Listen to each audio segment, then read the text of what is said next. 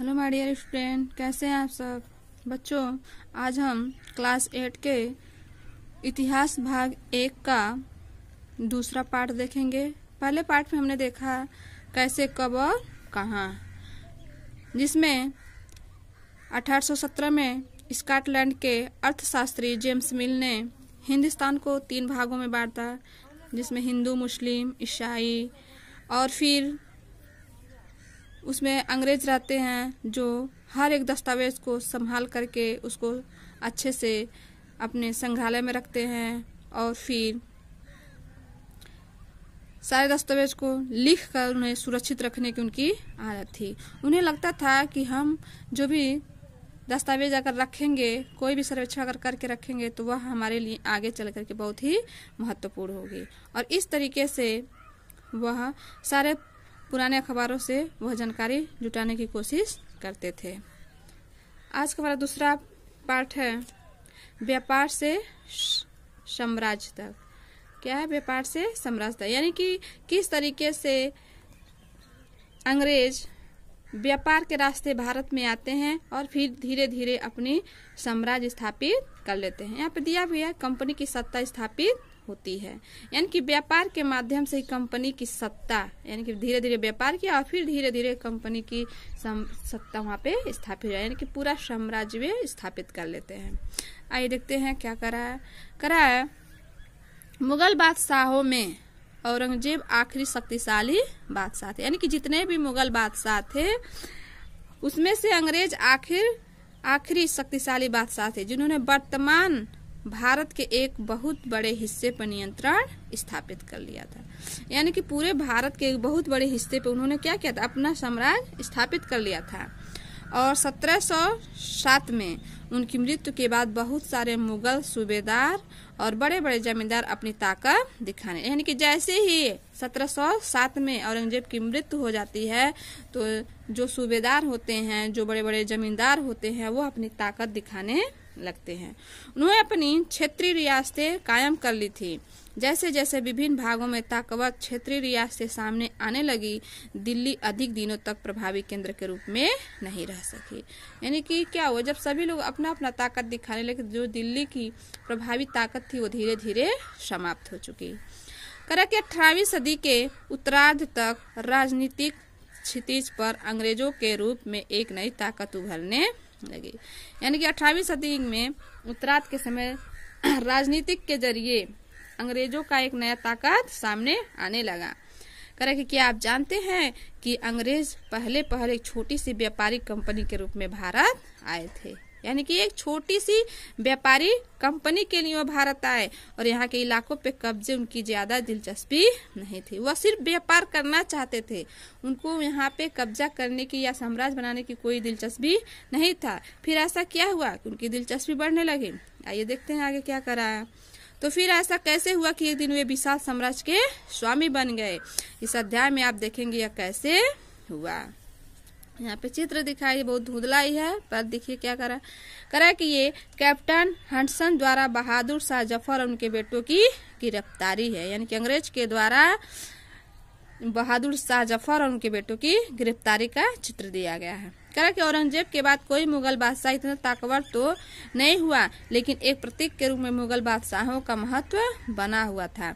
जब 1857 में ब्रिटिश शासन के विरुद्ध भारी विद्रोह शुरू हो गया तो विद्रोहियों के मुगल बादशाह बहादुर शाह जफर को ही अपना नेता मान लिया, और जब विद्रोह कुचल दिया गया तो कंपनी बहादुर शाह जफर को देश छोड़ने के लिए मजबूर कर दिया और उनके बेटों को जफर के सामने ही मार डाला था।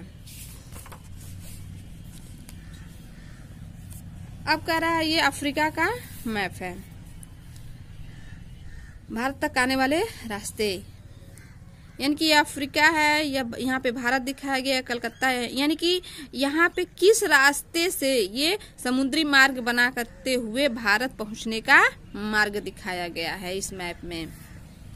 यहाँ पे है पूर्व में ईस्ट इंडिया कंपनी का आना, यानी कि ईस्ट इंडिया पूर्व में कैसे आई। करा कि सन 1600 में ईस्ट इंडिया कंपनी ने इंग्लैंड की महामारी एलिजाबेथ प्रथम से चार्टर अर्थात इजाजत नामा हासिल कर लिया, जिसने कंपनी को पूरब से व्यापार करने का अधिकार मिल गया था। यानी कि सन 1600 में। यहाँ पे हमारे सबको पता है कि ईस्ट इंडिया कंपनी की स्थापना कब हुई थी, तो 1600 में। यानी कि इंग्लैंड की महारानी एलिजाबेथ प्रथम से चार्टर अर्थात वहां से इजाजत नामा हासिल कर लेने के बाद कंपनी को पूरब से व्यापार करने का अधिकार मिला हुआ था। और इस इजाजत नामे का महत्व यह था कि इंग्लैंड की कोई और व्यापारिक कंपनी इस इलाके में ईस्ट इंडिया कंपनी से होड़ नहीं कर सकती, और इस चार्टर के सहारे कंपनी समुद्र पार जाकर के नए इलाकों को खंगाल सकती थी। यानी कि वह कंपनी यानी कि ईस्ट इंडिया कंपनी होड़ नहीं कर सकती थी, और यह चार्टर सारे कंपनी समुद्र मार्ग जाकर के इलाकों को खंगाल सकती थी, यानी कि देख सकती थी। वहां से सस्ती कीमत पे चीजें खरीदकर उन्हें यूरोप में ऊंची कीमत पे बेच सकती थी। ये पहले चैप्टर में भी बताया गया था। कहने का मतलब ये है कि भारत यानी कि जब धीरे धीरे वो व्यापार करने आ रहे थे भारत, तो क्या किया, सबसे पहले उन्होंने क्या किया कि भारत जब आए वो तो क्या कि भारत में जितने भी सस्ती चीजें होती थी उन्हें एकदम सस्ते रूप में खरीदते थे, और फिर धीरे धीरे अपने यूरोप यानी कि अपने देश यूरोप ले जाकर के उसे अत्यधिक ऊंची दर पे बेचते थे।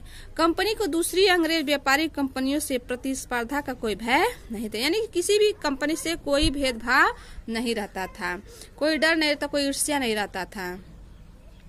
और उस जमाने में वाणिज्यिक कंपनियां मोटे तौर पे प्रतिस्पर्धा से बचकर ही मुनाफा कमा सकती, यानी कि लड़ाई झगड़े द्वेष से ही बचकर के वह मुनाफा कमा सकती थी।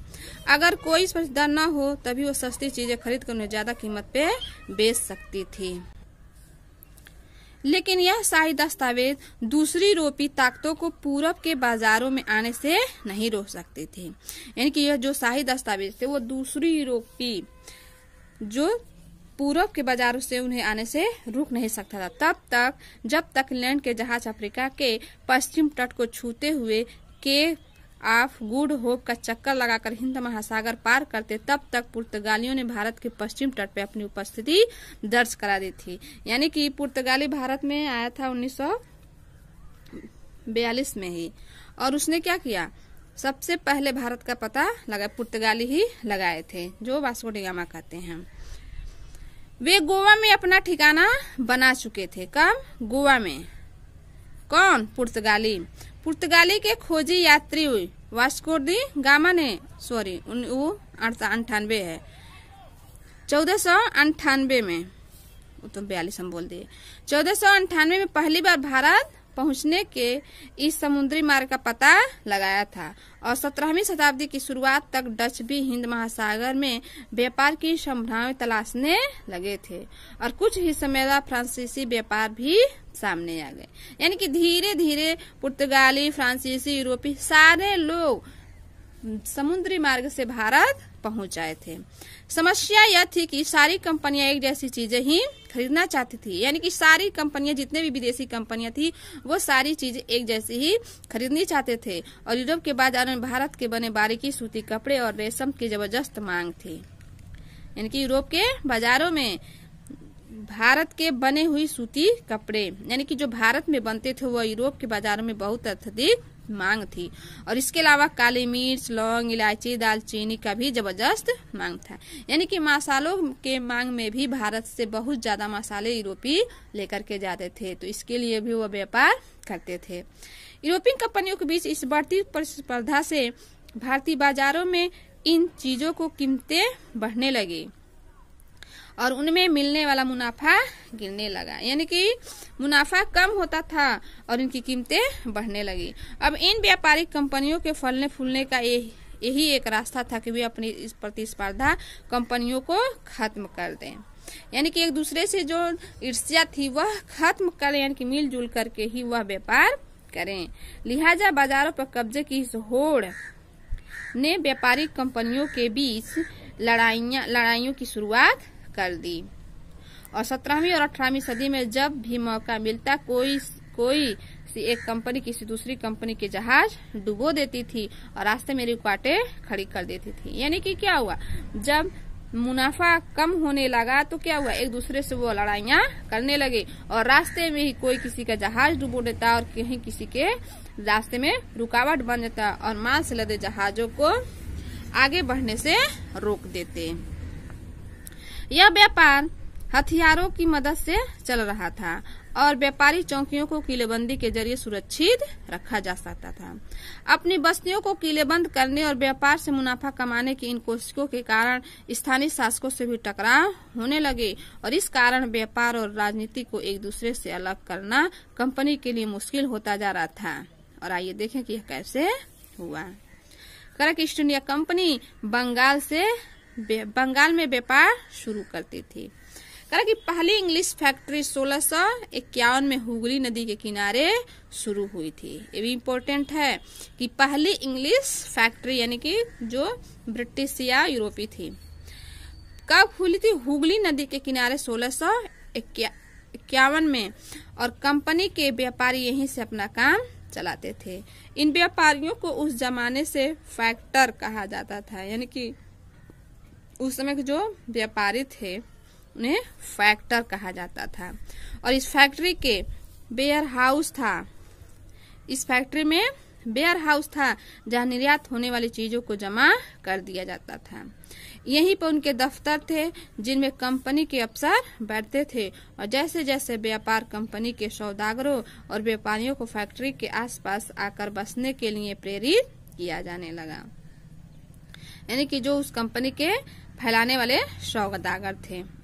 और 1696 तक कंपनी ने इस आबादी के चारों तरफ एक किला बनाना शुरू कर दिया और 2 साल बाद उसने मुगल अफसरों को रिश्वत देकर के 3 गांवों की जमींदारी भी खरीद ली थी। यानी कि जो मुगल अफसर थे क्या किए, अंग्रेजों ने उन्हें रिश्वत देकर के उनको खरीद लिया। यानी कि ऐसे करते करते वो 3 गांव की जमींदारी खरीद ली और इनमें से एक गांव कालीकाता था जो बाद में कलकत्ता बना। पहला क्या था, कालीकत्ता, क्या बन गया कलकत्ता, हो गया कोलकाता। अब इसे कोलकाता भी कहा जाता है। कंपनी ने मुगल सम्राट औरंगजेब को इस बात के लिए भी तैयार कर लिया कि वह कंपनी को बिना शुल्क चुकाए व्यापार करने का फरमान जारी कर दे। फरमान मतलब आदेश होता है। कंपनी ज्यादा से ज्यादा रियासतें हासिल करने और पहले से मौजूद अधिकारों का ज्यादा से ज्यादा फायदा उठाने में लगी हुई थी। उदाहरण के लिए औरंगजेब के फरमान में केवल कंपनी को ही शुल्क मुक्त व्यापार अधिकार मिला था। यानी कि औरंगजेब जब थे वो तो 1707 में मरे थे, लेकिन ये बात कब कर रहा है 1696 की। तो उन्होंने जो फरमान जारी किया था वो कंपनी को केवल शुल्क व्यापार मुक्त व्यापार अधिकार था। कंपनी के जो अफसर निजी तौर पर व्यापार चलाते थे उन्हें छूट नहीं थी, लेकिन उन्होंने भी शुल्क चुकाने से इनकार कर दिया और इससे बंगाल में राजस्व वसूली बहुत कम हो गई। और ऐसे में भला बंगाल के नवाब मुर्शिद कुली खान विरोध क्यों न करते। यानी कि जब वह लगान चुकाने से मना कर दिए तो जो बंगाल के नवाब मुर्शिद कुली खान थे वह विरोध करने लगे। व्यापार से युद्ध तक, यहाँ से हम कल पढ़ेंगे सेकेंड वीडियो में। इसमें जो भी इम्पोर्टेंट चीजें बताई गई हैं उसको नोट करते रहिएगा और 1 से 2 बार जरूर पढ़िएगा। और पहले चैप्टर जो नहीं पढ़े हैं वो विद्यालय के लिंक में दिए गए हैं, उसे यूट्यूब पे देख लीजिएगा। धन्यवाद।